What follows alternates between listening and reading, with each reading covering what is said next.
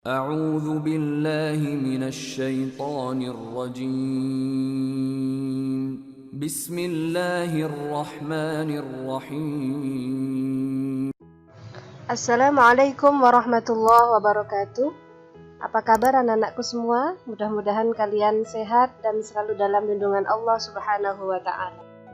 Pada pertemuan kali ini kita akan membahas tentang zakat fitrah dan zakat mal. Mari perhatikan pembelajaran ini dengan baik dan seksama. Adapun kompetensi dasar yang kita harapkan 1.8 melaksanakan zakat sesuai ketentuan syariat Islam. 2.8 menunjukkan perilaku taat dan peduli sebagai hikmah dari ketentuan zakat. 3.8 memahami ketentuan zakat. 4.8 mempraktikkan ketentuan zakat.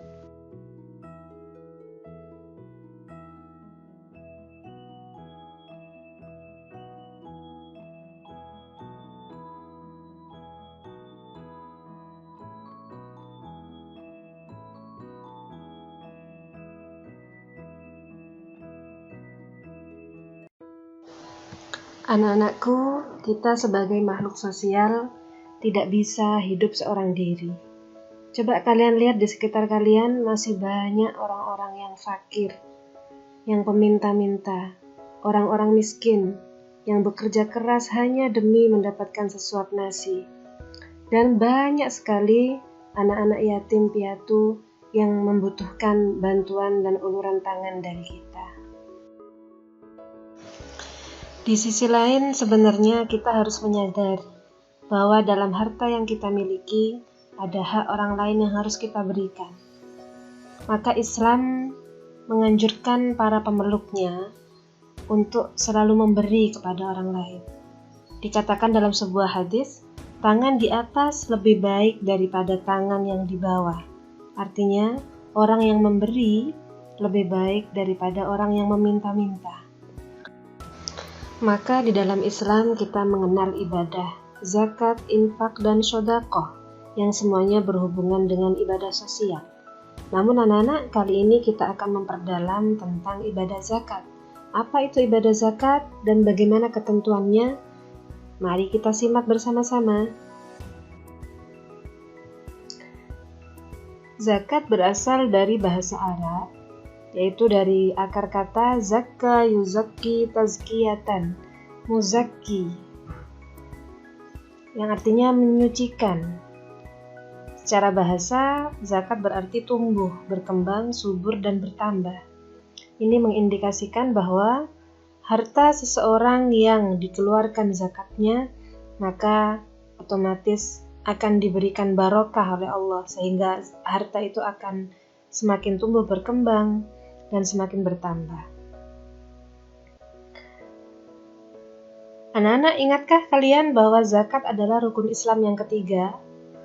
Dan tahukah kalian bahwa zakat disebutkan sedikitnya 24 kali dalam Al-Quran dan selalu dirangkaikan dengan perintah sholat. Ini menandakan bahwa perintah menunaikan zakat sangat penting dan harus diperhatikan oleh semua orang Islam. Berikutnya ayat yang menjelaskan tentang perintah berzakat. Kita baca bersama-sama. A'udzu billahi minasy syaithanir rajim. Bismillahirrahmanirrahim. Khudh min amwalihim shadaqatan tutahhiruhum wa tuzakkihim biha wa shalli 'alaihim وَصَلِّ عَلَيْهِمْ إِنَّ صَلَاتَكَ سَكَنٌ لَهُمْ وَاللَّهُ سَمِيعٌ عَلِيمٌ. Khudh ambillah min amwalihim dari harta mereka, shadaqatan zakat, tutahhiruhum guna membersihkan, wa tuzakkihim dan menyucikan, biha dengannya, maksudnya dengan zakat, wa sholli dan berdoalah untuk mereka, wa sholli alaihim, dan berdoalah untuk mereka. Inna sholataka, sesungguhnya doamu itu, sakanul lahum, menumbuhkan ketentraman jiwa bagi mereka. Wallahu, dan Allah, sami'un, maha mendengar, alimun, dan maha mengetahui. Quran Surat At-Taubah ayat 103. Ini adalah ayat yang perlu kalian sajikan ketika menjelaskan tentang berzakat, perintah berzakat. Dalam ayat ini, zakat diistilahkan dengan kata sodakotan, ya, dan perlu dipahami bahwa sodakotan di sini diartikan sebagai zakat. Jadi zakat ada ketentuan dan rumus-rumusnya.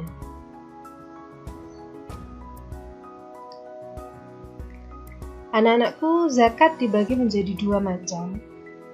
Yang pertama yaitu zakat fitrah. Zakat fitrah disebut dengan zakat diri atau badan, karena fungsinya adalah membersihkan diri kita dan jiwa kita. Setelah 30 hari kita melaksanakan puasa di bulan Ramadan, kita tutup dengan membayar zakat. Kemudian yang kedua ada zakat mal.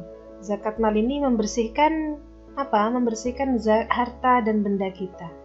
Mal itu artinya harta benda.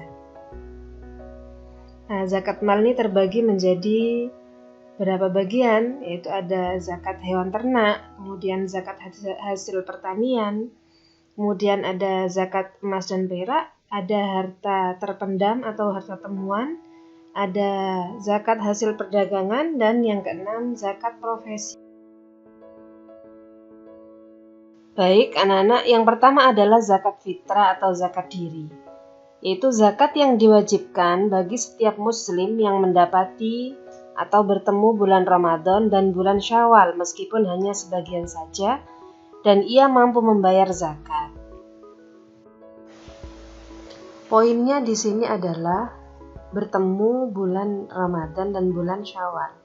Maka bila ada seorang muslim yang meninggal sebelum datangnya bulan Syawal, maka ia tidak wajib untuk berzakat.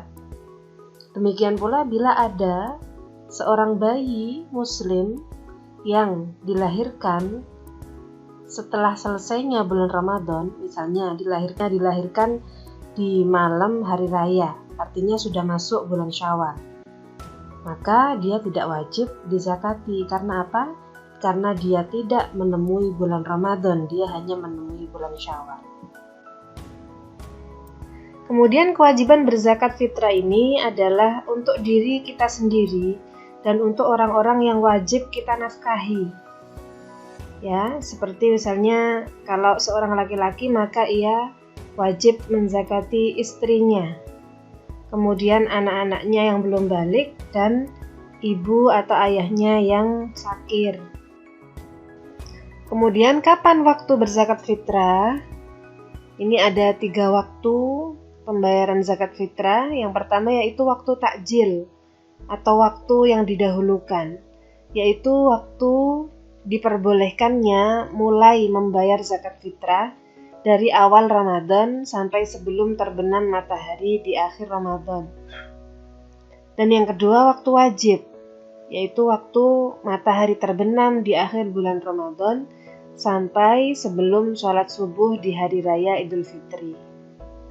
Dan yang ketiga waktu afdol, yaitu setelah sholat subuh di hari raya Idul Fitri sampai sebelum sholat Idul Fitri. Ini termasuk waktu yang afdol atau waktu yang terbaik untuk menunaikan zakat fitrah. Selanjutnya, yang dipergunakan untuk berzakat, berapa kadar zakat fitrah itu? Ya, pendapat sebagian besar ulama, zakat fitrah dibayarkan dengan 1 sok atau dengan 3,5 liter makanan pokok, ya, setara dengan 2,5 kg atau 2,5 kg sampai 3 kg dari makanan pokok yang paling banyak dikonsumsi di daerah tersebut. Misalnya saja beras, jagung, gandum, sagu, dan lain-lain. Ini menurut pendapat Imam Syafi'i. Dan menurut pendapat Imam Hanafi diperbolehkan berzakat fitrah dalam bentuk uang seharga makanan pokok yang wajib dikeluarkan. Anak-anak, yang terpenting berikutnya adalah niat zakat fitrah. Kita harus mengetahui bagaimana niatnya. Coba perhatikan. Bismillahirrahmanirrahim. Nawaitu an ukhrija zakatal fitri an nafsi fardhan lillahi ta'ala. Ini pada lafaz an nafsi ini bisa diganti dengan yang lain. An nafsi ini dari diri saya sendiri. Bisa diganti dengan an waladi misalnya, untuk anakku, anak laki-lakiku, atau an binti, misalnya anaknya masih kecil tidak bisa berniat, maka bapaknya bisa meniatkan. Ya, atau an zaujati, untuk istriku misalnya. Tapi yang lebih utama ketika seseorang sudah bisa berniat sendiri, maka dia hendaknya niat untuk dirinya sendiri. Diulangi lagi ya. Nawaitu an ukhrija zakatal fitri an nafsi fardhan lillahi ta'ala. Saya berniat mengeluarkan zakat fitrah untuk diriku sendiri karena Allah Ta'ala. Nah, bagaimana anak-anak? Sudah paham bukan tentang ketentuan zakat fitrah? Saya ucapkan terima kasih bagi kalian yang sudah stay untuk menonton sampai selesai video ini. Mudah-mudahan mendapatkan ilmu yang bermanfaat. Amin amin ya rabbal alamin. Sekian dari saya, kurang lebihnya mohon maaf. Assalamualaikum warahmatullahi wabarakatuh.